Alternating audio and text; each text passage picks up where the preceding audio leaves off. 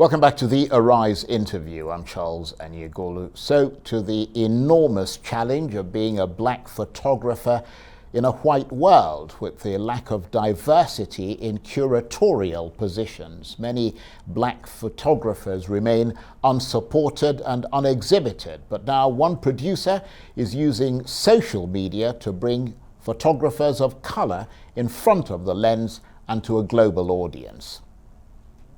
Well, for more on this, I'm joined now on the line by Claude, executive producer and co-creator of Finally Focus. Thank you very much indeed, Claude, for joining us. I like that. Having just listened to a rock musician, I think your fingers rather fit well there. Just tell us about Finally Focused and what it is and how you came about. What made you decide to become a creator of it? Yeah, for sure. So Finally Focus was kind of conceptualized, 2019. And for me, it was a series that I wanted to work on with an intern we had at a time by the name of Jesse Vargas, who ended up becoming the director of the overall series. And I wanted him to learn more about photography and, being a photographer of color and dominating the space and helping him grow. So he actually had a company called Final Focus Films. And, one night I decided to draw a bubble around his name and his company and just started to kind of weave together my network of photographers that I know as a journalist coming up, just being a co-founder of Culture Hub and seeing how I can connect them both. And here we are today, a year and a half later, and, all the footage we shot in 3 different states from New York to California and Atlanta, which Jesse, congratulations to him. He's more than a director. He's my best friend. We've been able to cover the stories of these 6 visionaries of color, and, even through that, he's been able to learn more about his craft. And that's kind of where the motivation to create this series came from. Well, I mean, it's a fascinating thing, but what sort of insight has that given you into the challenges that black photographers face? Yeah, I think the insight that it's given me is that, a lot of the things that we see on TV, a lot of the advertisements that we see, a lot of the wonderful movies that we see, most of the time it's a creator of color, behind the lens. And, even throughout history, we've seen either ideas taken or, areas where, a black creative or any creative of color should have gotten their flowers, don't. And, I think in this era, it's time that we give these creators their flowers, and it's very important that they get the respect that they deserve. Absolutely. I mean, there is no question, and it's been an issue for a while, that many black photographers who are very proficient at what they do remain unsupported and oftentimes sort of unexhibited. But you're using social media to bring these photographers of color in front of the lens and to a global audience. And how is that working out? Yeah, so right now, in terms of using social media, we've been able to kind of grasp more viewers, through Instagram, through YouTube. Shout out to Culture Hub for sure for allowing us to, kind of distribute on their platform. And now as we kind of look to season 2, that's our main goal right now. And for season 2, we're mostly focused on the bigger picture, in 3 different regions of the United States with bigger talent, bigger names. So just because of our social media presence, we've been able to snag a larger distribution partner, to continue to tell these stories that are important and to amplify these voices, these voices of color, that are telling these stories in a very unique way, and that are responsible for pushing the culture forward. So in terms of social media, it has helped us progress up, in terms of just getting a wider audience.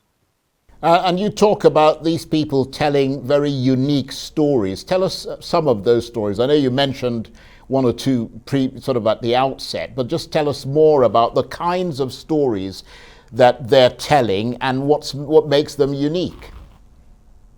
Yeah, for sure. I mean, you have a photographer like Flo and Gala, who is a good friend of mine, and her story is pretty unique. You have this girl from Harlem who at first wanted to be a figure skater, and that was her dream, and but always had this hobby of photography.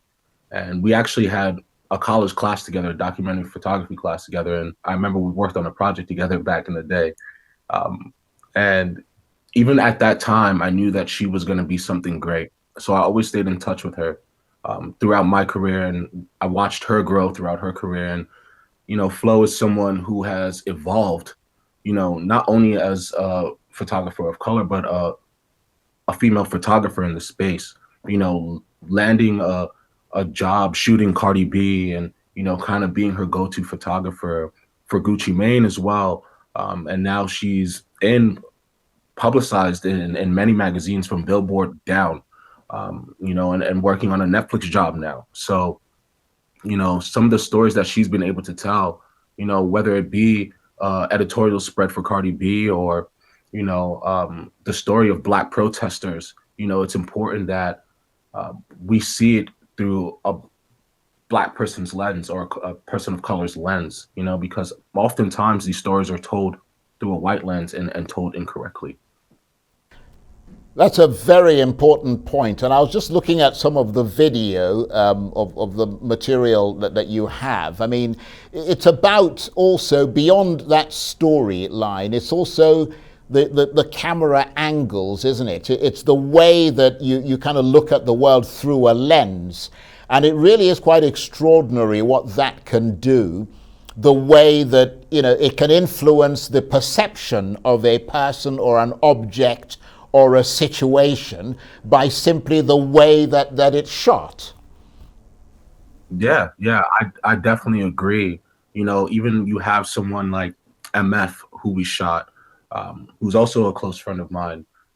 No one would know that this man has 4 Emmys, right?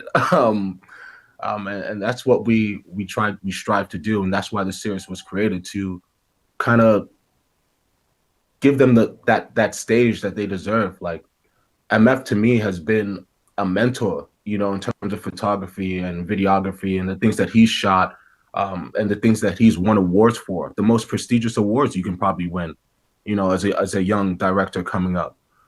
So yeah, it's very important to, capture it in the right way. And where MF comes from is not a good place in Coney Island. He even says in his episode, he was a kid sitting on the milk crate while his dad was hugging the block. So like, to see that perspective, and to be living in that, and to be where he is today as a young father and dominating the space of cinematography, really is something that you can't make up. Yeah, no, absolutely. We've got less than 60 seconds to go.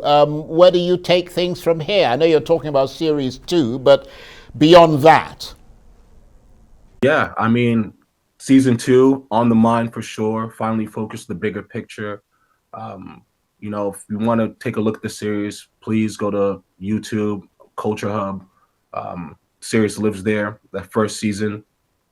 And, as we look forward to highlighting bigger talent, even creatives that are just getting their footing, we hope that we can continue to support these creators of color, and we get that back in return as well. And the support is what matters. Community is what matters here when it comes to building out these stories and amplifying these voices. Well, I mean, Nigeria's got 200 million people. I hope a significant percentage of them are going to be watching your story on YouTube. Claude Easy, executive producer and co-creator of Finally Focused. Thank you very much indeed.